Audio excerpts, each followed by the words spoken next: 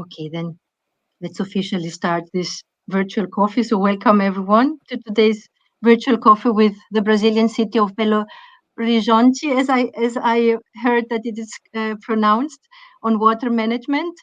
It's organized for the Urban Transitions Mission and by the Urban Transitions Mission Center.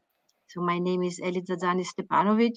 I'm coordinating the Urban Transitions Mission Center, and this is a European Horizon Europe funded project. So before we start and before I welcome and introduce our speaker, let me give you a short overview and put some puzzle pieces together. Let me try to show you this slide. So on the one hand side, we have Mission Innovation, which was launched in June 2021 as a global initiative. It is catalyzing research, development, and demonstration to make clean energy affordable and accessible for all. And within this mission innovation, the structure is as such, it has 7 missions. And one of these missions is the Urban Transitions Mission and all the cities cohort that is engaging for climate action. So the aim is to accelerate the progress towards the Paris Agreement goals and to prioritize action and pathways to reach net zero. So as a second puzzle piece is the Urban Transitions Mission, which is working with a cohort of currently about 100 ambitious cities worldwide to elaborate decarbonization pathways towards holistic, people-centered urban transition. And these are built around clean energy and innovative net zero carbon solutions across all sectors. The goal for 2030 of the Urban Transitions Mission is that these pathways will be validated by at least 300 cities and encourage many more cities across world regions on their journey towards decarbonization and resilience. And as third puzzle piece, so to say, is the Urban Transitions Mission Center, which is funded as a Horizon Europe project, which is supporting the Urban Transitions Mission. It is facilitating global exchange, collaboration, capacity building. It provides different services, and among them is the platform. We are now having our virtual coffee. And we have a knowledge repository, we have a funding watch that has been installed, which is screening funding and financial opportunities, as well as a help desk. So, and in order to facilitate this mutual learning and exchange among cities, these monthly virtual coffees with cities are being organized, and they shall highlight the best practices existing and solutions in different thematic groups. We have 7 thematic groups in the platform, a group around finance, one around governance, data, mobility, sustainable energy, nature-based solutions, and one on water management. And today's virtual coffee is with the city of Belo Horizonte on water management, and it will tackle water supply, wastewater management, and urban drainage. And therefore, I'm honored to welcome and introduce our guest speaker now, Sonia Knauer. She's Manager of Sustainability Actions in the Environment Secretariat of Belo Horizonte. So welcome, Sonia, and thank you very much for being with us. Thank you, Ed. So here I am. These are a few data. First of all, I want to thank Ellie and UTM because it's an honor being here. Thank you all for attending. I hope you all understand my presentation, that is enough for you, and that I understood correctly the invitation. A few data about Belo Horizonte. When Belo Horizonte was built, because it was built, the place was chose to locate the new capital of the state, and it was built during 4 years. Hi, Miriam, you here? What a pleasure. So the city was built Hi, in Sonia. 4 years. And founded in the endings of 19th century. And it was built to house 250,000 inhabitants. And this plan didn't work or worked too well, and the city grew to house 10 times that in less than a century. We have today 2.3 million. Oh, I forgot the million inhabitants. And it is an extremely steep city. The highest and the lowest point differing more than 700 meters. And the area of the city is comprised between a mountain in the southeast. This almost the line in the southeast is a mountain, and other cities all around. The next one, please, Ellie.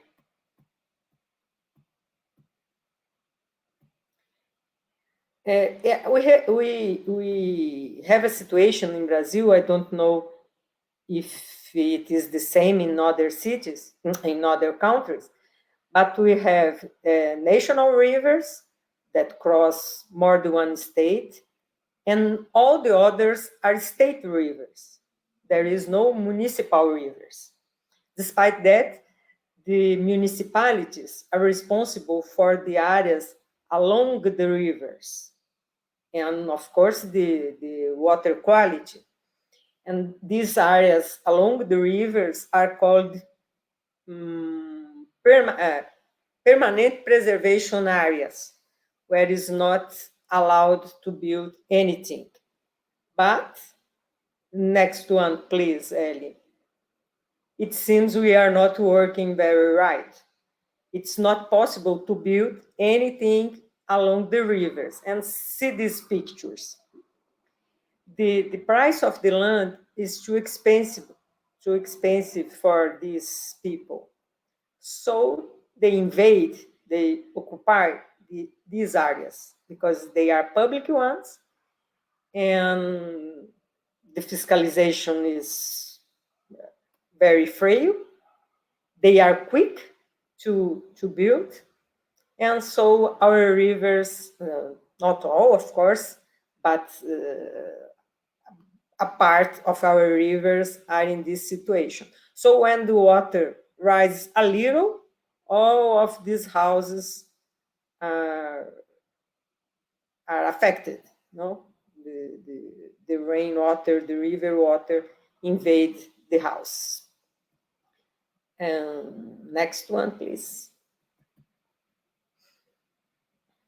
Belo Horizonte was the first city in the country to draw up its municipal sanitation plan, which later served as a reference for the national law. Today, the sanitation plan, the municipal sanitation plan, is mandatory for all the cities. A point. A point. Sanitation, the word sanitation in Brazil means the group of water supply, sewage collection and treatment, waste collection and treatment, and urban drainage. This is sanitation. And this map shows in colors all the 255 sub-basins of the city. And in the thicker strokes, 99 elementary basins. The colors, the table and the colors show, it is too little, I know, but it's only to show you this map exists. The table and the colors show the prioritization of these basins. The darker ones are in a worse situation regarding indicators of water supply, wastewater, blah, blah, blah, blah, blah, blah, garbage collection, health vulnerability, and population living in slums. So combining all these, we define what are the prioritization for investments. Next one, please. These are our numbers. Are good numbers. They are good numbers. among cities in Brazil, South America, Global South. So water supply is no problem for us. Sewage collection and treatment are very high numbers too, and garbage collection as well. A point to be highlighted is the fact that water supply and sewage, the sewage system, were granted to a state company during the military government. They are the only service between these that charge a fee, and this company, does as it wants because it's another government logical, another kind of power. So we have a lot of problems. Now they have shares to sell, so the investors also participate in the management, and it's not a good experience because we have a high inequality. They treat us as if we're all rich people. You know what? So the numbers are good, but it's not good enough still. Next one, please. We also have an excellent water quality monitoring in the rivers and in the distribution system. These 700 points in distribution system, several of them are daily, on a daily basis, several are each 3 days, so there are 700 points and every month, but not all once a month. The most part are every day. So it's a very good system. We are sure our quality in water supply is good. The creeks and rivers, they are not. Despite that numbers in sewage collection, there is a lot of clandestine discharge of sewage in the creeks. There are the diffuse pollution. So the quality of rivers is not good, unfortunately. Next one, please. This is the biggest treatment plant in the city. We treat sewage from around 1.2 million people and generates energy from the gas. Next one.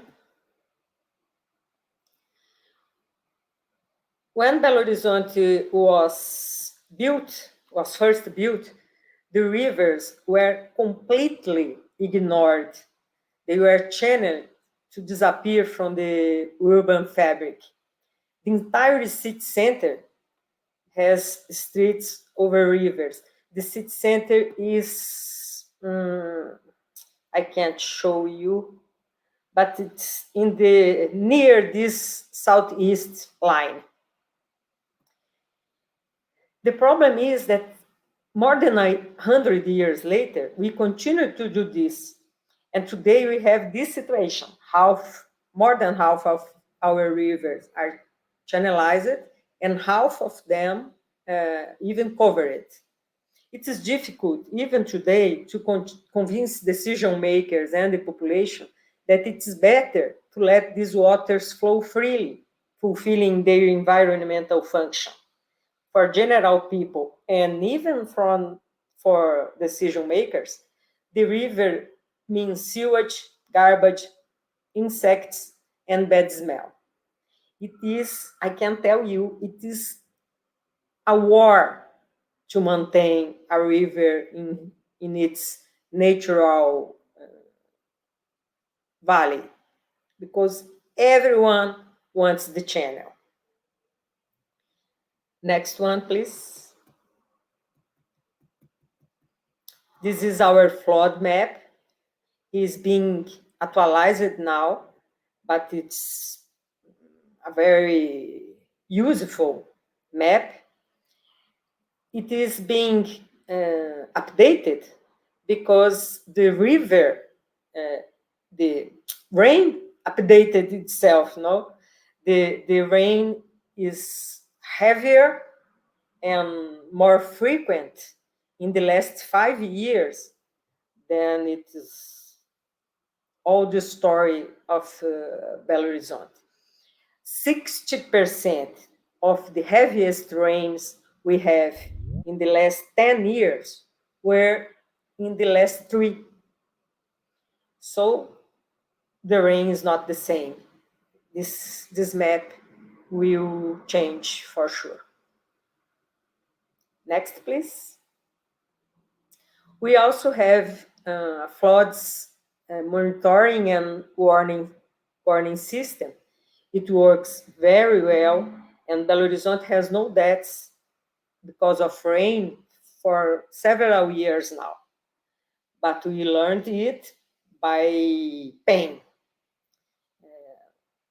A few deaths and a lot of stress helped us to create this system, which works very well. Belo Horizonte is an example for other capitals in Brazil, and it is enough. It's enough for us. The other actions may be taken by the mayor and the work secretary and the environment secretary to change the way of development of the city. And I think it is the last one, Ellie. Thank you very much. Thank you, Sonia, for sharing these insights. Are there any questions from our participants? Please, guys, easy questions, please. I mean, if not, I can start with one. You mentioned the municipalities and the difficulties with the building around the rivers. What are other main challenges for the municipality in this system of in the law system, and also in these responsibilities that they have, but that they have to collaborate with other policymakers in this sense? You say our city and cities around, or inside the city? Inside the city. Oh, I think our main challenge is political. The resources, of course, are always a big one, but the political challenge is to convince the mayor that this model, this kind of development will not be adapted to the global warming. We have an enormous inequality, so streets in slums have no size for the company to implement sewage networks, for example. For water supply and sewage itself, on top of that, we have the situation in which the company, I told you, belongs to another level of government. So the municipality says, please, I want the sewage network in this place.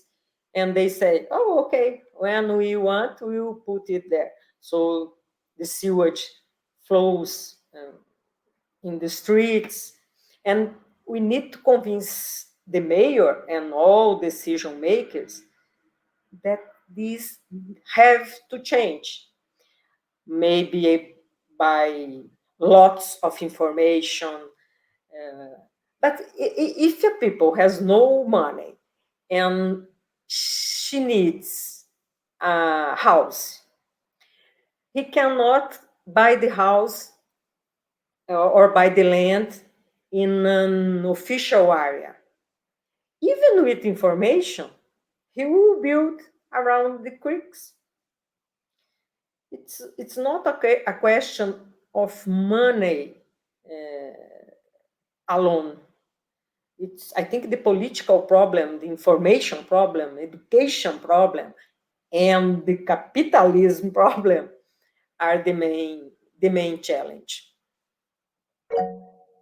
I see. Karel, please. Thank you so much, Ellie, and thank you so much, Sonia, for your presentation. Thank you, Karel.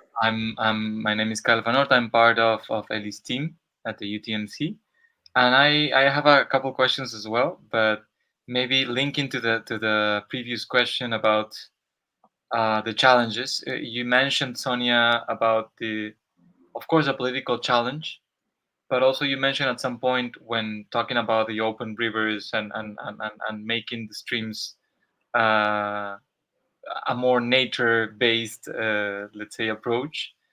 Also, Mhm. the citizens. So I was wondering if you have in any of the processes that you've been following, specifically with opening these streams or others, any strategy for involving citizens into Yeah, promoting and creating awareness in citizens to inform, let's say, or to soften in a way this political challenge or at the level of decision making. I don't know if that's something that you've also worked alongside with these strategies.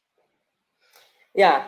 We are very sure we need to include population in that discussion.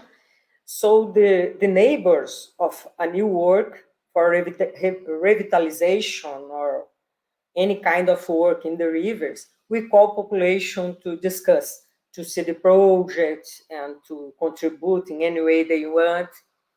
Even then, it is difficult because they don't believe in the municipality, they don't believe in the mayor.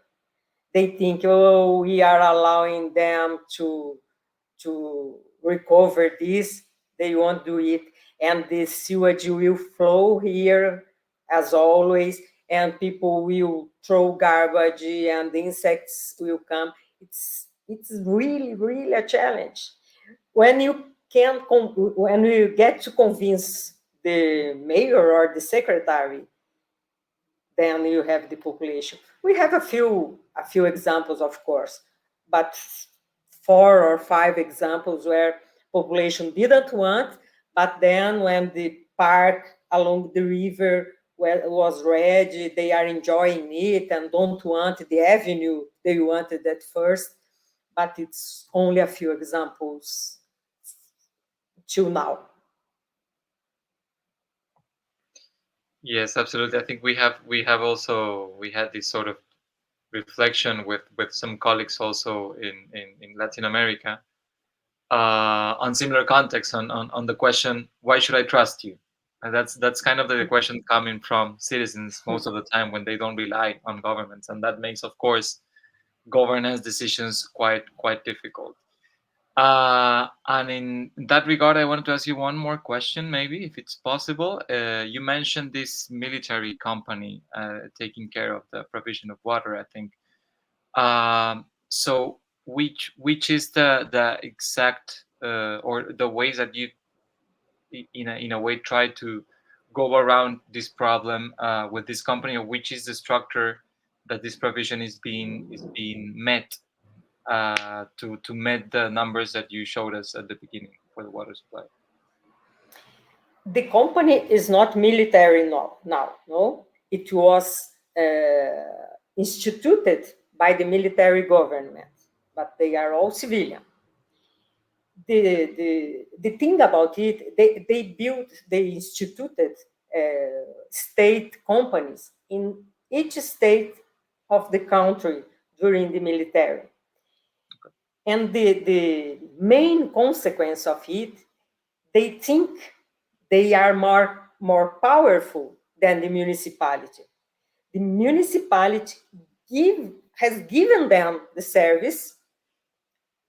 It was mandatory, but anyway, the legal power is from the municipality. So officially, they has given the services for this company, and the company thinks they own the services. It's uh, it's subtle and it's political. No, we we don't go around. In fact, they do when they want. But today, with the democratic system, it's more difficult for them to simple answer, no, I want 20 years ago, they still answer this kind of way. No, I want to do that now. Today, it's more difficult. So the municipality uses the Congress, the legislative in any instance, the governor of the state, and convince them to work together. But they charge the fee they decide. It's the same fee for all the cities in the state. And of course, there are differences, no? So we have a lot of this way is long. And you talk about Latin America. I went to an event in Bogota or Lima, Bogota, for citizens in Latin America about water management. When I showed them the pictures, kind of this I showed you now, they laughed and said, we can use these pictures for any city in Latin America. Bogota, Lima, Buenos Aires, Quito, all the same pictures. Yes. Thank you so much. Thank you, Karel. Miriam, are you there? I can't see you. Yes, I am here. Sorry for not switching on the camera. Super interesting. No. Thank you, Sonia. No, I want an easy question from you. Kind of, what's your name? Where are you from? Things I know I can answer. I can ask you, Yes. what's your name? How do you pronounce your name? I think Sheldon has had his hand raised, and Ellie, I think you gave him the floor, but you were muted. So maybe Okay, Sheldon. sorry, I was muted. Sheldon, it's your turn. Right, Karel, thank you. No worries. Yeah, well, first I'd like to thank you for the presentation. It was really informative. But I had a quick question about like how you guys approach like the state, like on behalf of the municipality, because if I understood correctly, the results are there. As you said you guys were the first country to draw up like the sanitation plan for like in Brazil. And then you guys developed this flood monitoring and warning system.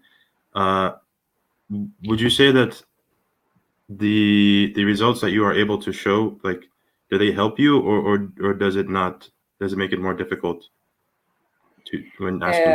They made it more difficult, yes. Okay. When we were elaborating the plan, because Copasa, the company, only takes care of water supply and sewage. Drainage is from the municipality. The responsibility is ours. So we had to do our own map of water network and sewage networks because Copasa didn't want to participate. They thought it was we are, I don't know in English this, but this plan was useless for us because they knew everything they have to do to know about water and wastewater. The municipality has nothing to do with it, so why this plan? And they didn't help. But we made, anyway, mapping the networks for ourselves. I didn't know, Sheldon, if I answered correctly to you, because for a lack of words in English. But I can try again if you want. I understand. Yeah. Would it be possible to like if the municipality isn't willing to listen, is it possible to like maybe solicit someone higher in the organization of the government, or no? The municipality participating in the company, you say? No. I mean, like the entity above the municipality. Who would that be? Just like national government? But I sorry, I think I didn't understand. that's okay. Never mind. It's okay. I think Sheldon wants to say to improve the collaboration or the alignment. Would it be a solution to to overcome a level of in the policy hierarchy and go to the national? I think it's a natural. Or wouldn't this be a solution at all? It's the natural conclusion, Sheldon. No, of course the municipality can, and we tried several ways now. We tried to call them for meetings and discuss each point, each area or the city. In some and a few of these meetings, they stand up and left because the municipality didn't have a say in their job. Today we have a document called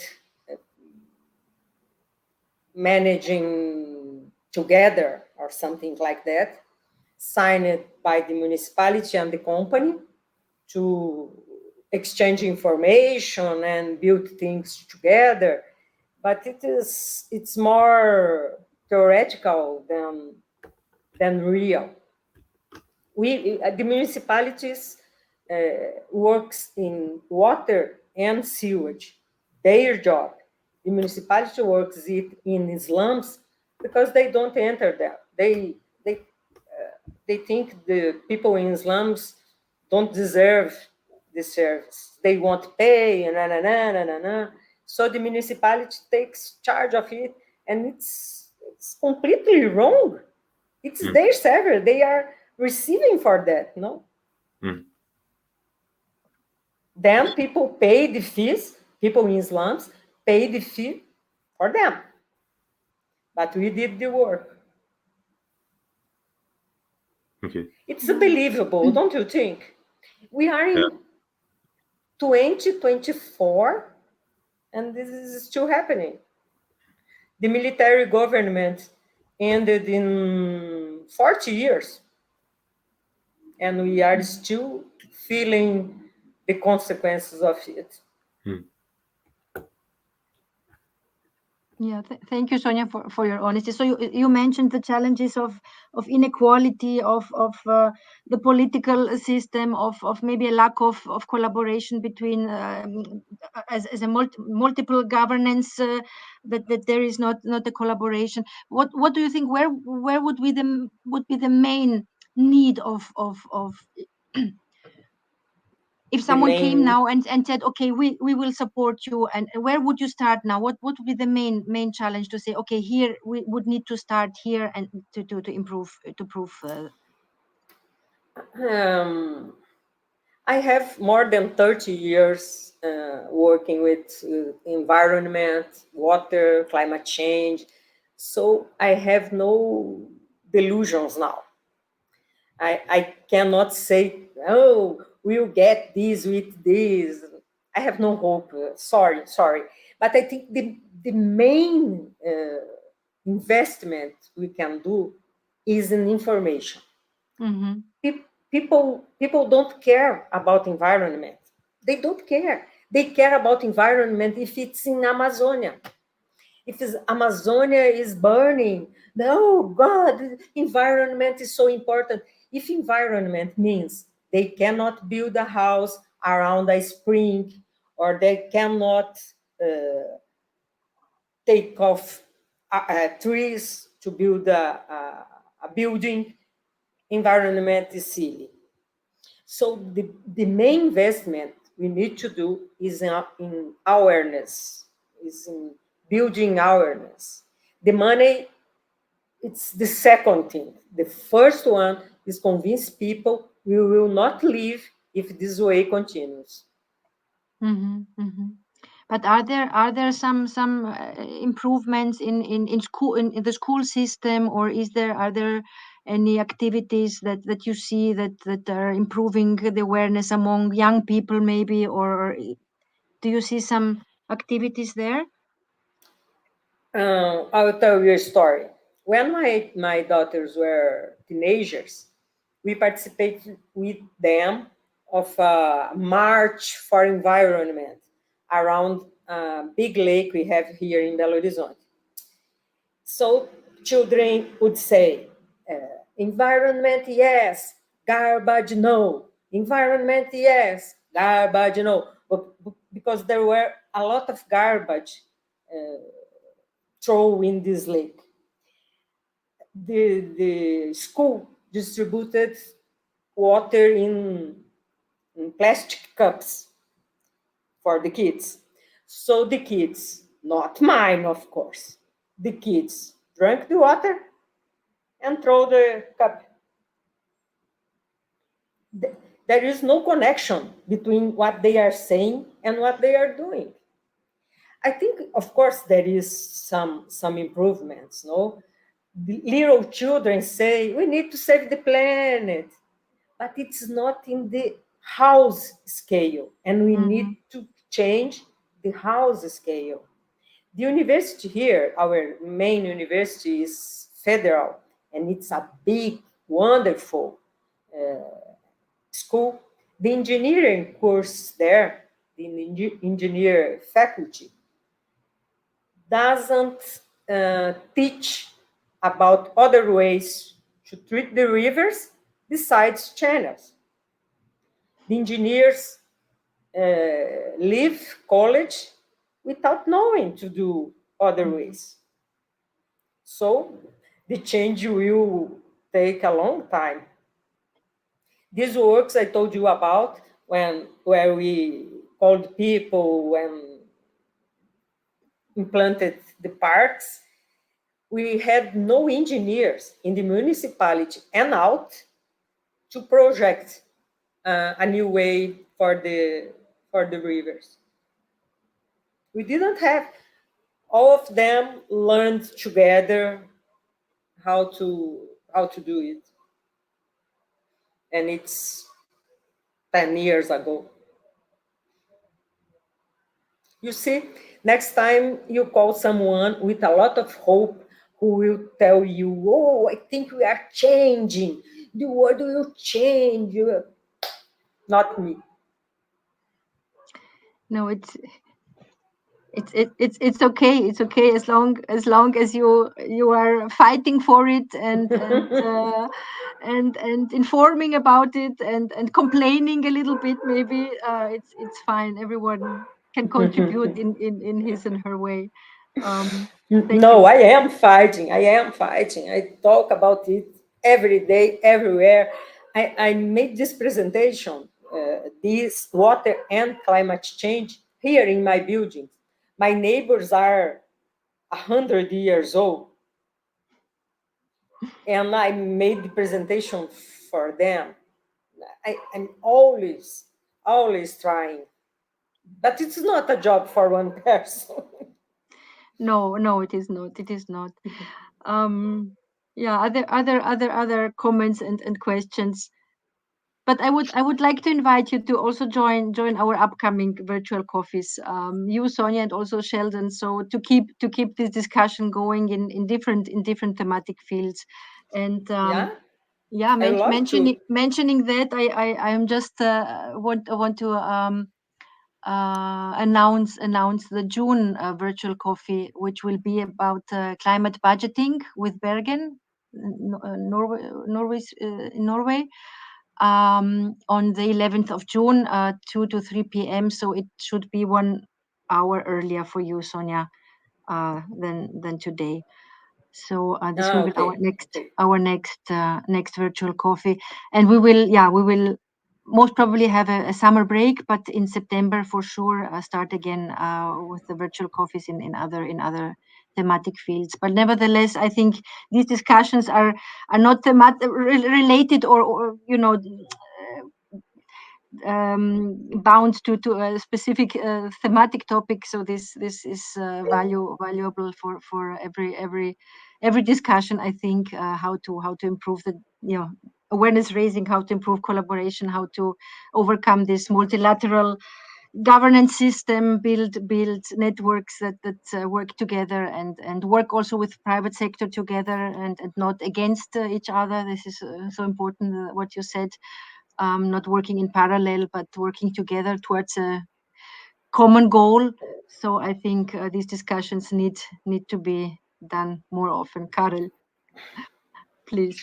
Yeah, thank you. And picking up a little bit on that idea of awareness, I think Sonia mentioned this idea of promoting and making awareness and creating information. And that slide that you showed, the system of detection of risks and then this monitoring system, I think, yeah, one of those actions that we are all discussing, of course, and in this case, you have some progress on it as well, is the level of data and information that you can collect and the scenarios that you can build for future risks or for preparing our cities for responding to disasters or other kind of phenomena. So I think the collection also of data and that image that was shown in the slide with all this very fancy screens and these maps, it's of course it's very challenging to transmit this information, to translate it.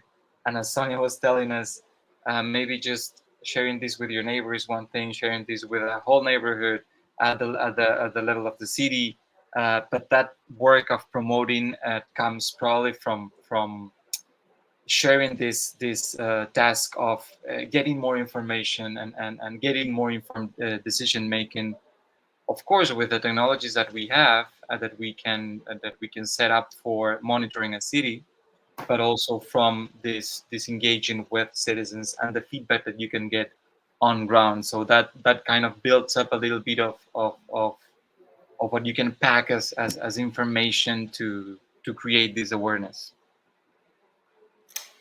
Yes, Carol, we have climate vulnerability map and contingency plans, risk areas, a map of risk areas. We have all these. The technicians of environment and the other departments are very aware. We have all the tools we need to advance, but we can't reach population because our decision makers are not interested. You can believe our legislative yesterday refused a law we submitted about climate change yesterday, with the south of the country flooded completely. They refused it because it's not important for us. It's only necessary the national law, and it will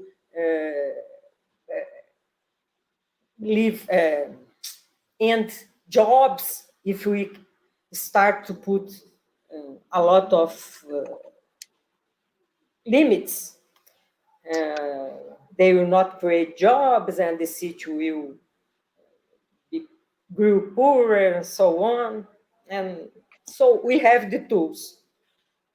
We have no means to reach population. But I think this idea of the virtual coffee, Ellie, is a great idea.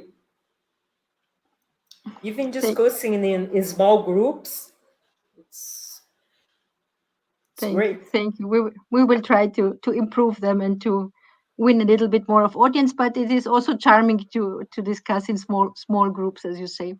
It's also good. Yeah. Okay. So thank you very much, Sonia, for your honesty, for your willingness and for fighting, and keep in touch. And you're really welcome to participate in the next virtual coffees, and keep in touch.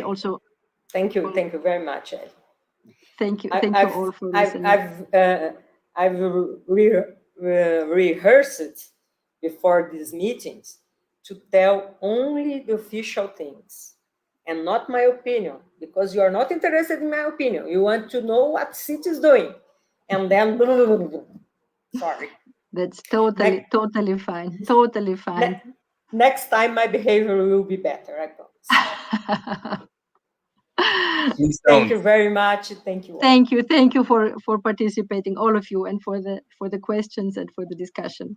So have a good day still. Thank you, Sonia, especially. Karel, Sheldon. Thank you. Thank you. Bye bye. Talk to you Thank soon. you, Sonia. Bye bye. Thank you, everyone. Bye bye.